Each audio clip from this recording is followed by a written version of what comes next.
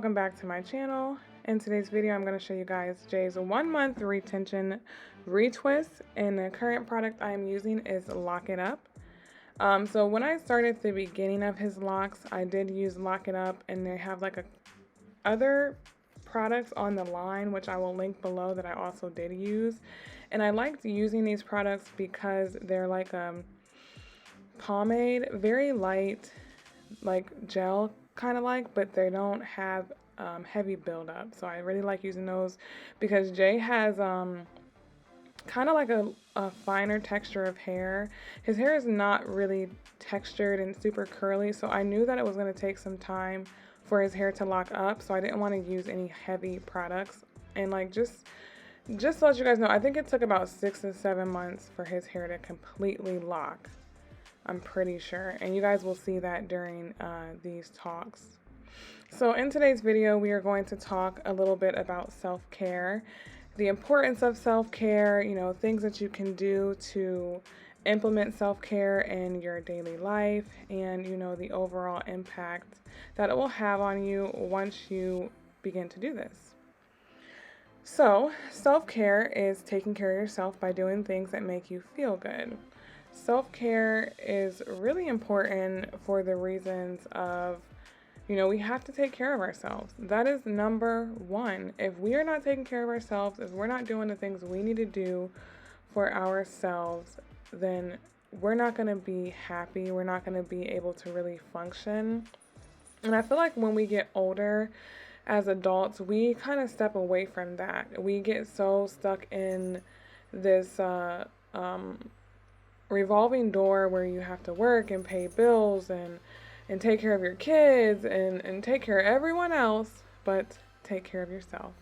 And that is a huge problem. And I feel like also with me, because I was a teen mom, so I had Jay when I was very young. I was 15 years old, and like, you know, it made me grow up. It made me realize, you know, I gotta do what I gotta do to take care of things. So I got 2 jobs, I did all these things, and like really just got stuck in this cycle of like being a provider and just making sure like I did everything I can to make sure he didn't want for anything. And you know, I'm trying to provide him this great life, you know, without struggle, and I'm killing myself to do so.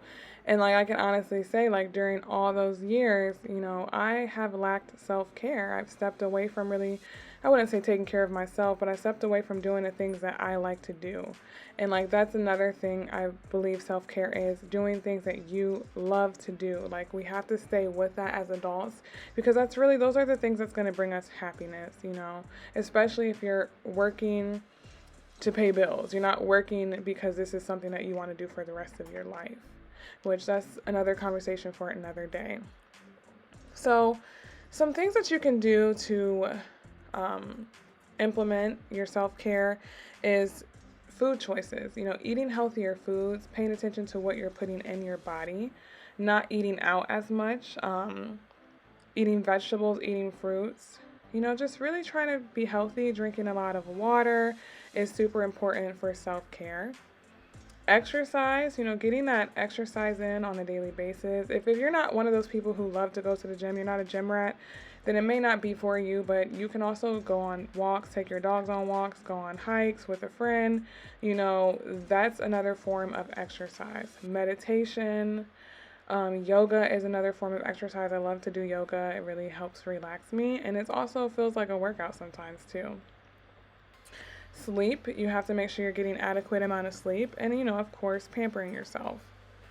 So self-care can also be asking for help, taking a step back and just really looking at your situation and seeing where you need help from other people. And it may not always be financial help. Sometimes it could just be like emotional help. Sometimes it could be just be like, hey, I need someone to talk to, I need someone to vent to. And that's normally what I look for. I look for emotional help when I'm seeking like help from other people. It could be forgiving others, you know, holding on to grudges and burdens and things is not healthy.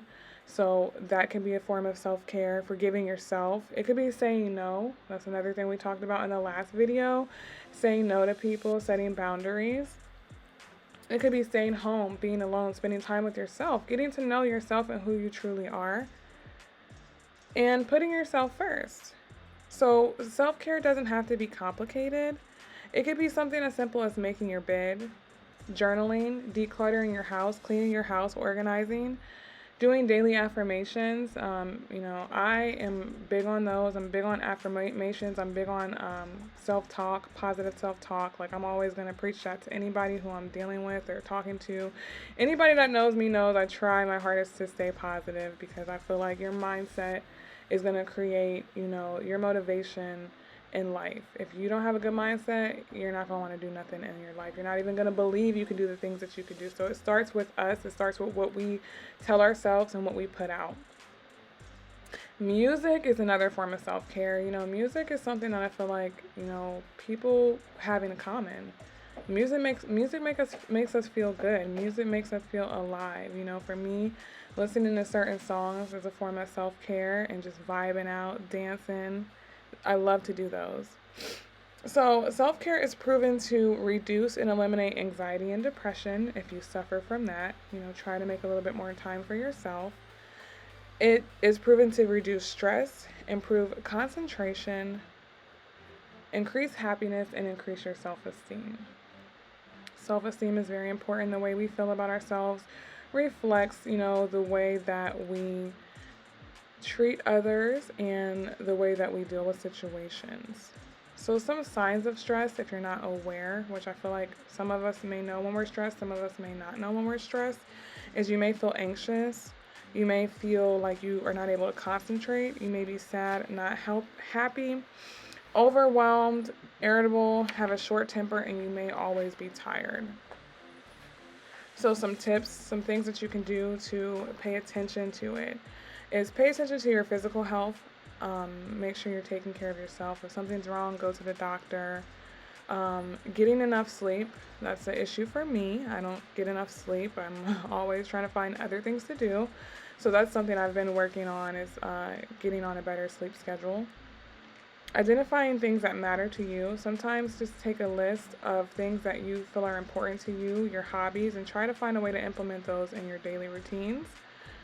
Self-care is personal, so make sure you change your mindset. Try to focus on doing that. It is a learned behavior. When we get stuck in those negative things and we always think negative, you have to train yourself to not be like that. Motivate and inspire yourself, and last but not least, make time for yourself. Thank you guys so much for watching, and I hope that these tips were helpful to you. Make sure you like, comment, and subscribe, and I'll see you guys in my next video. Bye!